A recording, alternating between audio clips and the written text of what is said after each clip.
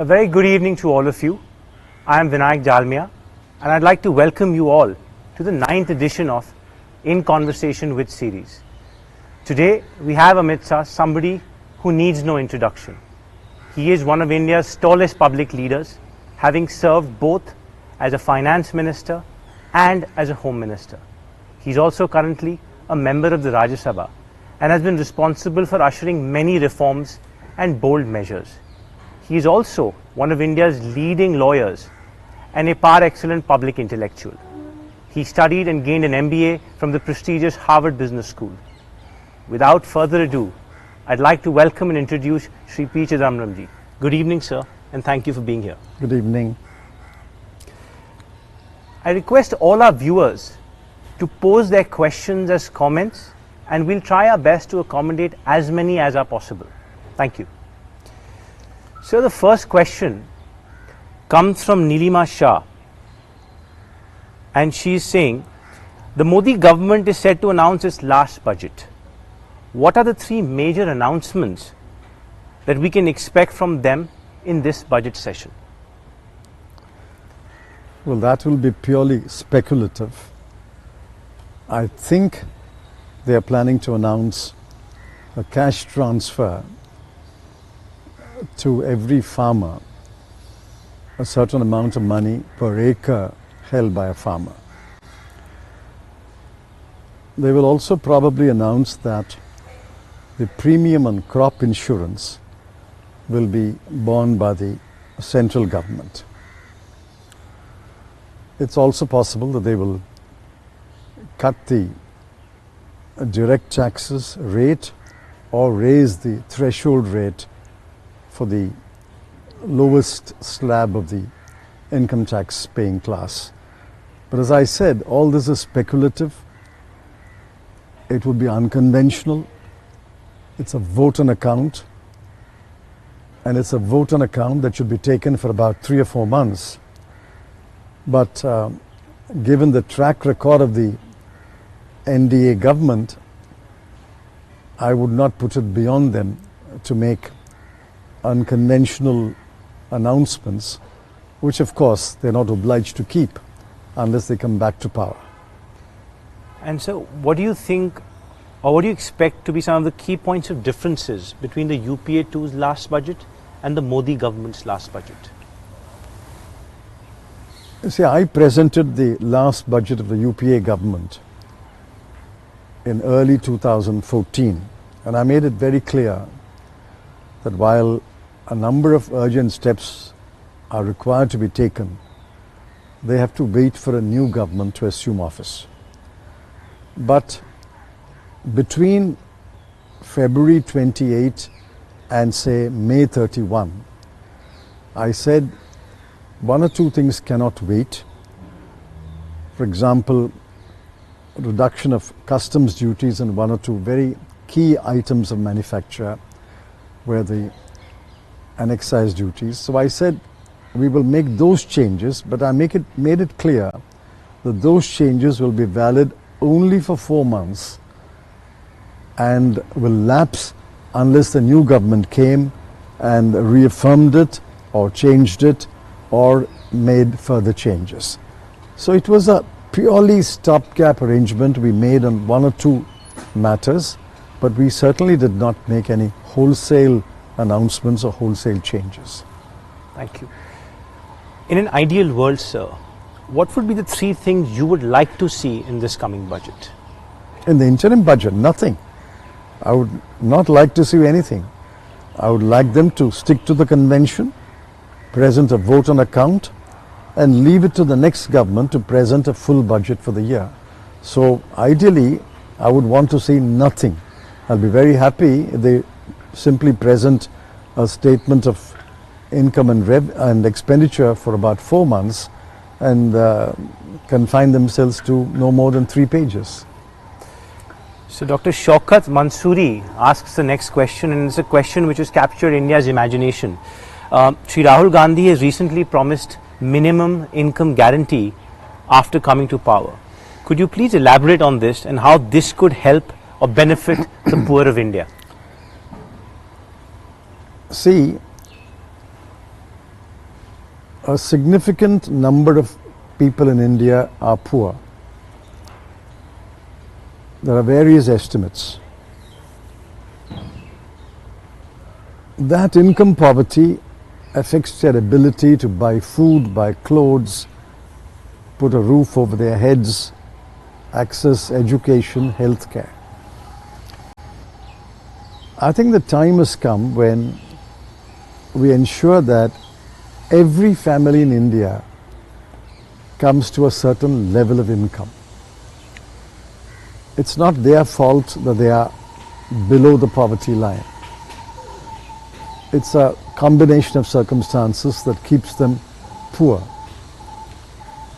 I think the first right, the first charge on the resources of the country belong to the poor. And the rest of society, the rest of the population must lend a helping hand to the poor so that they come up to a certain level of minimum income. This is the idea behind the Congress President Shri Rahul Gandhi's announcement that we will ensure that everybody gets a minimum income. That's a guarantee. I think it's an idea whose time has come.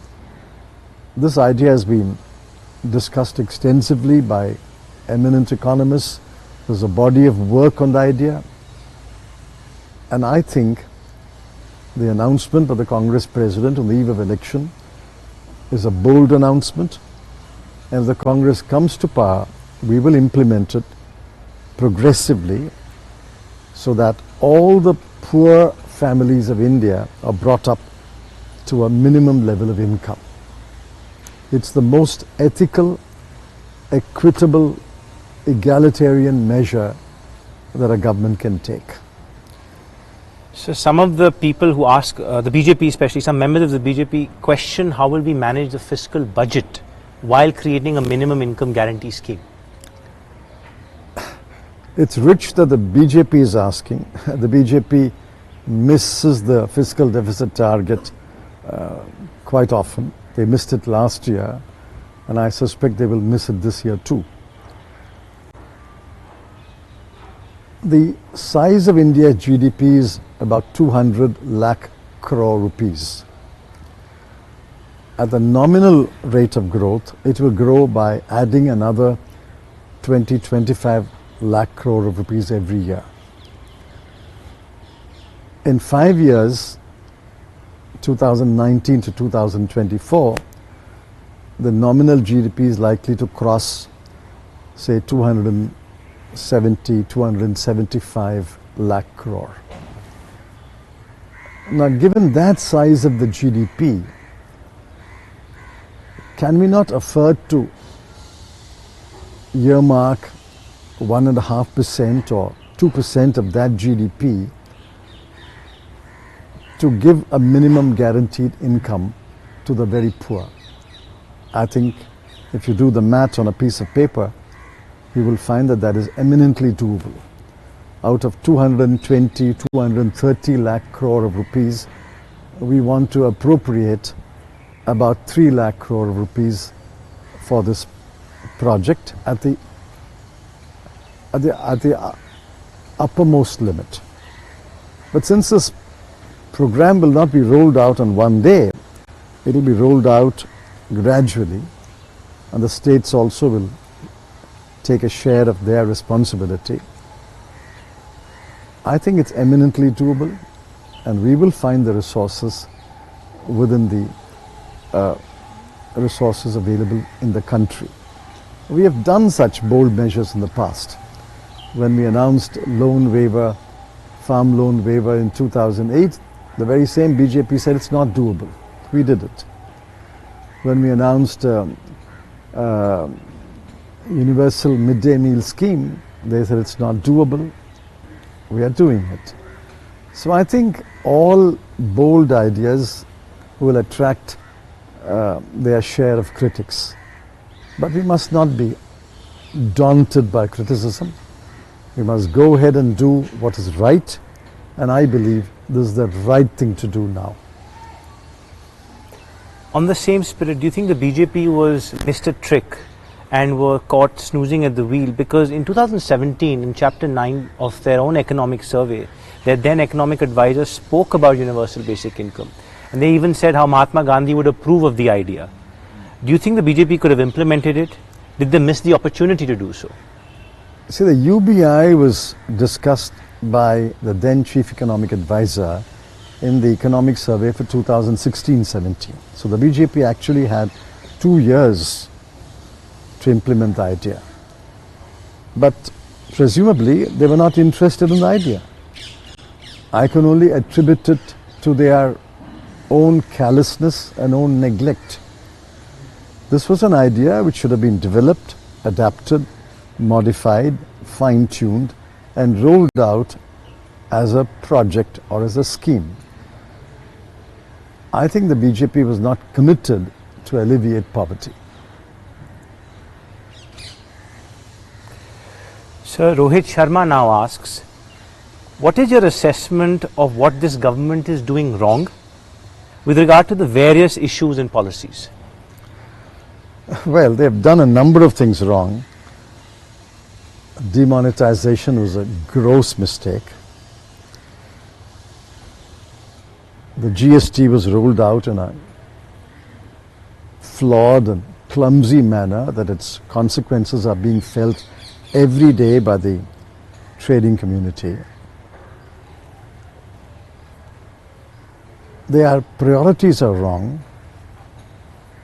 They happily spend 1 lakh crore of rupees to run a bullet train from Ahmedabad to Mumbai and neglect the appalling state of affairs in the Indian railways. Our rolling stock is old, our tracks are old, our signalling system is outdated, cleanliness leaves much to be desired, stations require repair. All that is neglected, and they want to invest 1 lakh crore of rupees in one train running between 2 cities. So I could give a long list of things that they have done wrong. The Citizenship Amendment Bill is totally wrong. Punishing an erring husband who has declared a triple talaq, which is illegal, and the couple remain husband and wife, sending the husband to prison and leaving the wife completely without any help or assistance is wrong. We could make a long list of things that they have done wrong. The most egregious error is creating a sense of impunity among their rabid Hindutva followers who go around telling people what they should eat, what they should wear, lynching people on suspicion. The anti-Romeo squads, the so-called anti-Romeo squads, instilling fear in the minds of the Dalits, the minorities, the tribal people, women who feel completely unsafe in the streets of India. So you can add to the list. These are all things which have gone wrong in the last 4.5 years, and we cannot allow this situation to continue beyond May 2019. So the next theme that the viewers want to know about is institutions. And Vinod Gandhi, for example, asks, what is your take of the Modi government's handling of the RBI? You know, the exit of Urjit Patel, Raghuram Rajan turning down a second term, the government pushing the RBI to transfer more money into its coffers. Does all this not risk the credibility of the RBI and broadly the credibility of Indian economic policy making? See, the RBI's credibility was destroyed when they forced the RBI to endorse demonetization. It was dented when they virtually forced Dr. Raghuram Rajan, after humiliating him in the public, to leave the RBI governorship. Has there ever been an instance where 2 successive governors have tendered their resignation. It's only happened in the BJP government. And now they're forcing the RBI to part with its reserves, as though the reserves are a hoard of money, and whenever the government wants, it has to put out its long hand and grab whatever part of that money it wants. It's totally wrong. The reserves have a special place in the balance sheet of the RBI. Each of the 5 kinds of reserves have a special purpose. And comparing our situation with the situation of other countries at the same level of development, it can be argued that the reserves are just adequate. So I think the government has virtually destroyed the credibility of the RBI. It has crippled the RBI's functioning. And the RBI made an effort to regain its credibility. But once again, by Dr. Urjit Patel's forced resignation, the RBI lost credibility. They have done this to other institutions. I tweeted this morning, one more institution died yesterday, the National Statistical Commission. The 2 members of the commission resigned in disgust and in protest against the neglect and the bypassing of the commission. Has this happened before? The Central Information Commission has 4 or 5 vacancies out of 10. Numerous posts in the central government remain vacant. I think the government is bent on destroying institutions.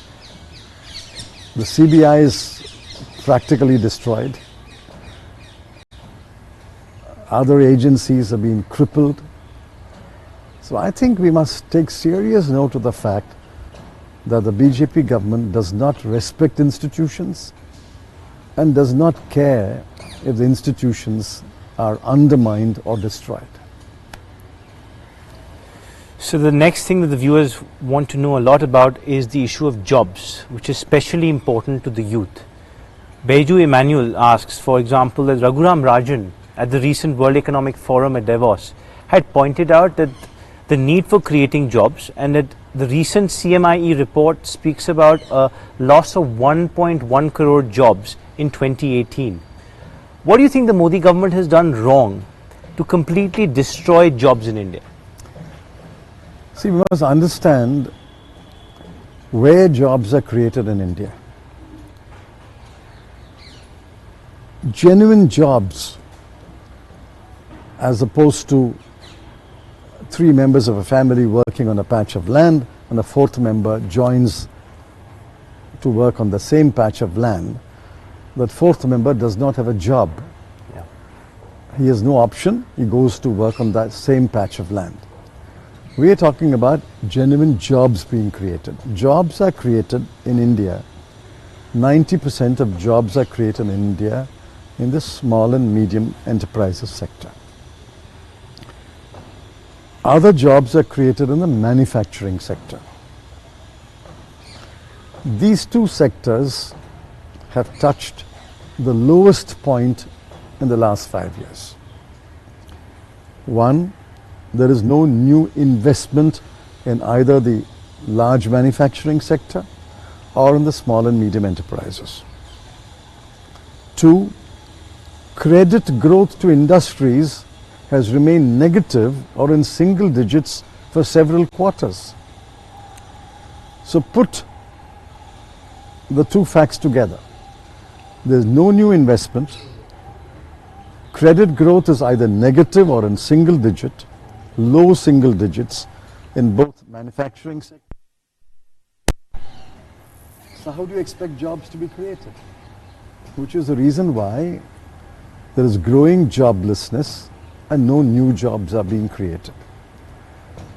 Demonetization destroyed jobs, and the continued slump in the SME sector and in the large manufacturing sector and the credit squeeze all have led to another 1.1 crore jobs being lost in 2018.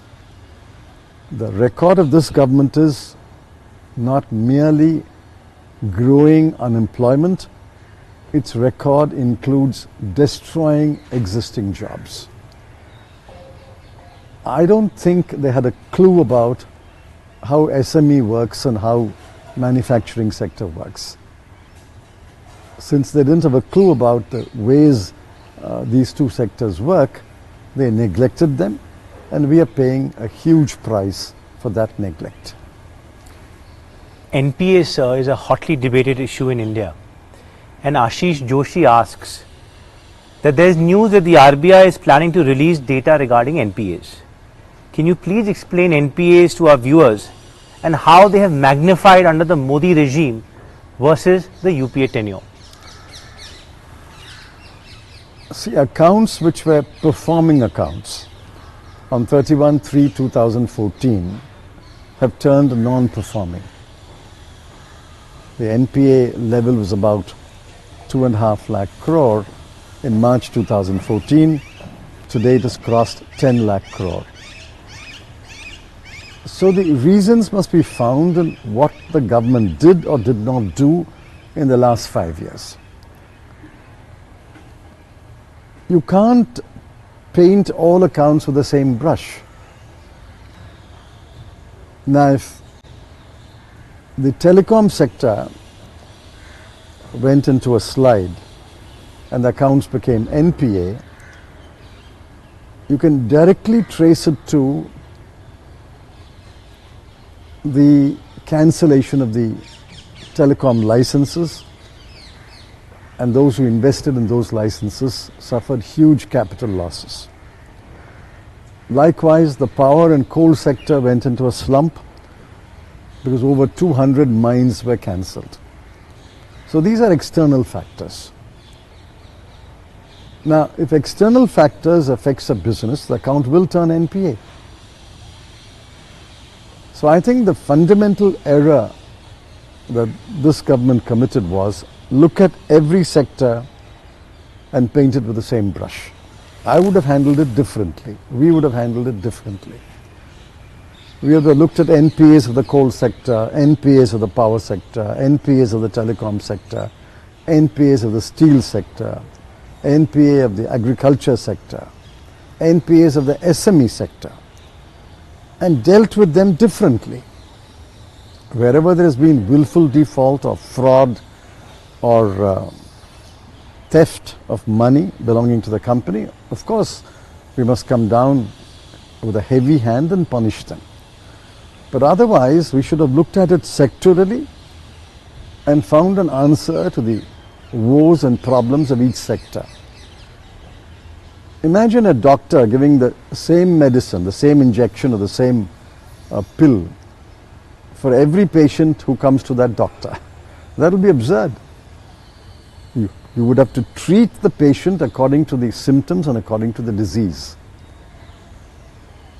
While NPAs were a problem, I think the government approached it in the wrong way, classified all NPAs as though they're all black and they're all wrong and they're all fraudulent, and landed themselves in a situation where they don't know how to come out of it, how to resolve the problem. Yes, the RBI will put out a figure that 10 lakh plus crore of NPAs come down to 10 lakh crore. So what?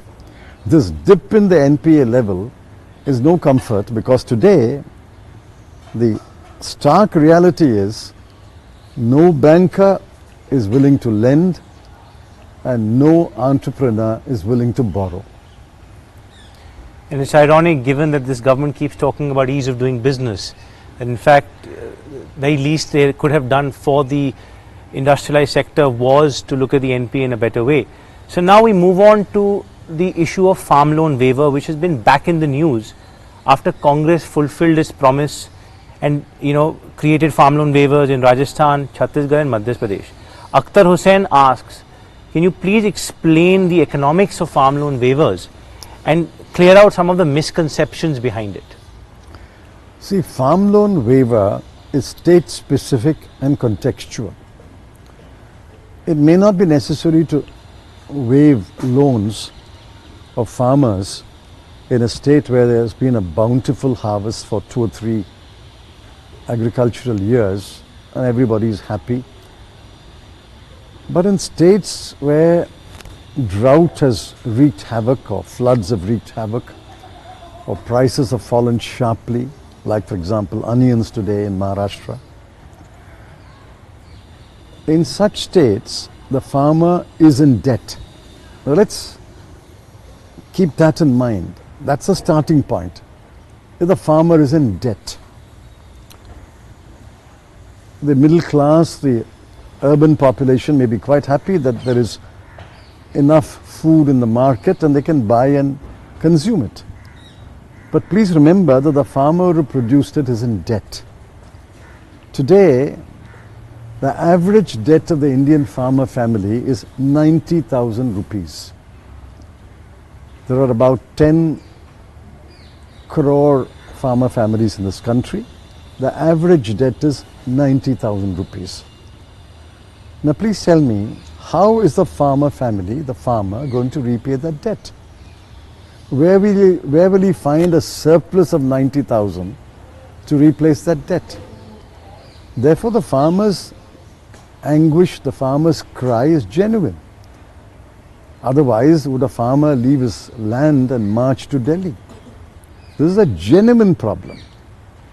The problem is so urgent, so genuine, so compelling that states had to make a promise that we will waive the farm loan, and they have implemented it in Rajasthan, Madhya Pradesh and Chhattisgarh. But the context may change. A state may not require a farm loan waiver. That's why I started by saying farm loan waivers are state specific and contextual. If it has become an imperative in some states, it has to be done. There's no other way. And I think the situation in Rajasthan, Chhattisgarh and Madhya Pradesh made it imperative for those governments to waive farm loans. So we have last two political questions before we move on to the final section of non-political questions. Ugasen Sahu wants to understand more about the Rafale scam, where you did a recent press conference on the subject, and he wants to know what are the 3 main points of consideration in the deal that must be looked into. So the first is, why was the original deal cancelled? There must be a reason. It can't be an unreasoned decision. If I'm living in a house and I want to vacate this house and move to another house, I must have a reason to do so. The original deal entered into by the UPA government was cancelled without a reason. This government has never spelt out the reasons. So the first question is, why did you cancel the original deal under which we were going to buy 126 aircraft, 18 in flyaway condition and 108 to be manufactured in Bengaluru by HAL under a technology transfer agreement? That's the first question, for which we have had no answer so far. The second question is, all right, you cancel the deal. The Air Force wants a minimum of 7 squadrons. That is 126 aircraft. Actually, they want 9. Dassault is willing to sell you 126 aircraft.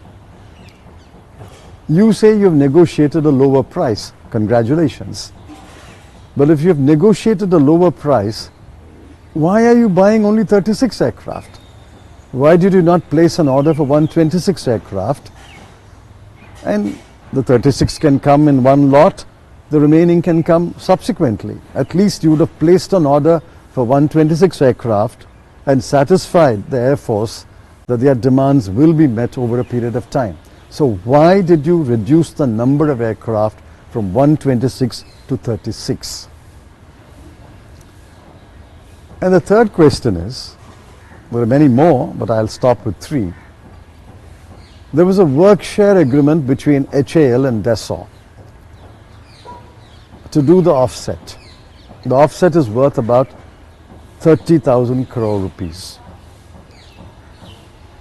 Now that work share agreement remained valid until April 10, 2015, when the Prime Minister visited Paris and cancelled the old deal and entered into a new deal.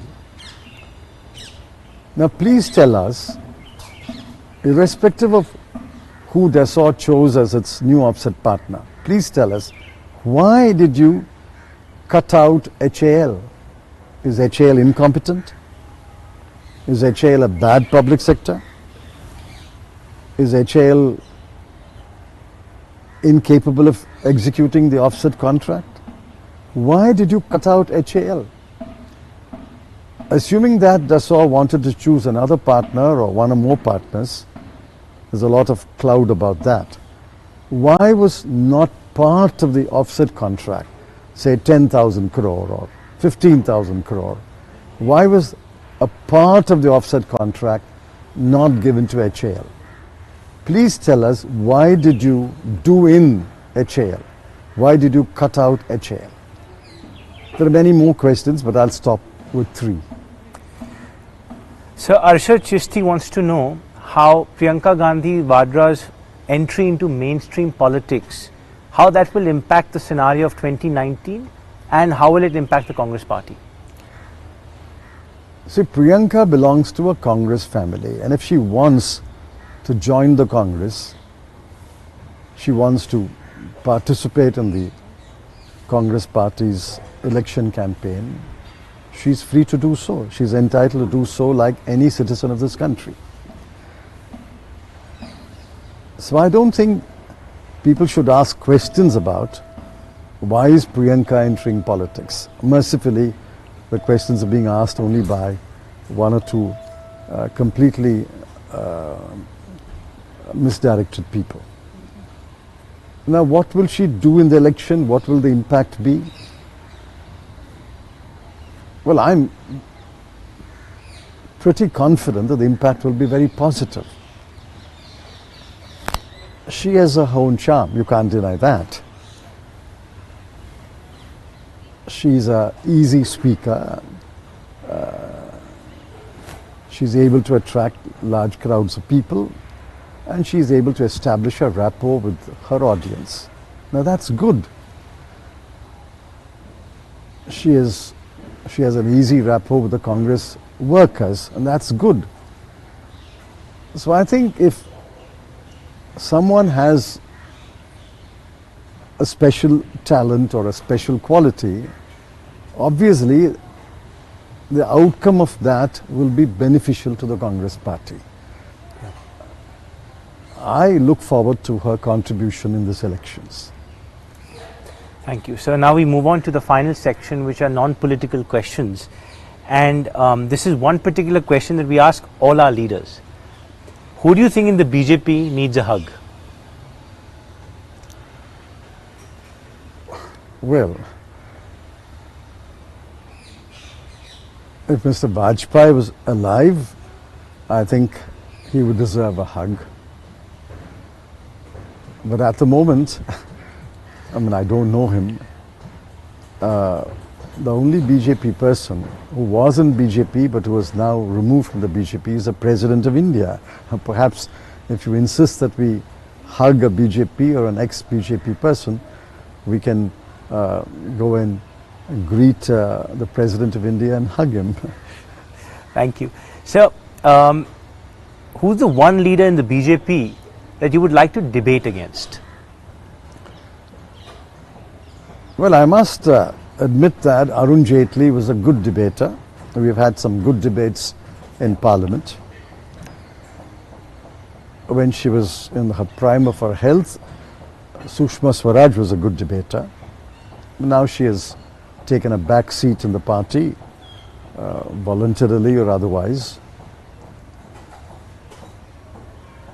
I don't know how good a debater Mr. Narendra Modi will be, because his penchant is to climb on a stage and address a gathering and not debate with anyone or not take questions from anyone. So I don't know how good a debater he will be. But I must admit that Mr. Arun Jaitley was a good debater, Ms. Sushma Swaraj was a good debater, and both as leaders of the opposition when we were in office were good debaters. Sir, if you could describe the following people in one word. Narendra Modi. Obsessed with himself. Piyush Goyal. Presumptuous. Priyanka Gandhi. Passionate. Rahul Gandhi. Committed. Thank you. And with this, we come to a wrap of our In Conversation With series. I'd like to thank you, sir, for taking the time out and answering all the questions. I'd like to also thank all the viewers who have spent so much time in participating in this session. Please keep tuned in to all our social media channels to look out for the next episode and to see which leader is going to answer questions next. Thank you very much and good evening. Thank you. Good evening. You, sir. Done? Yes, sir. Okay. Thank you.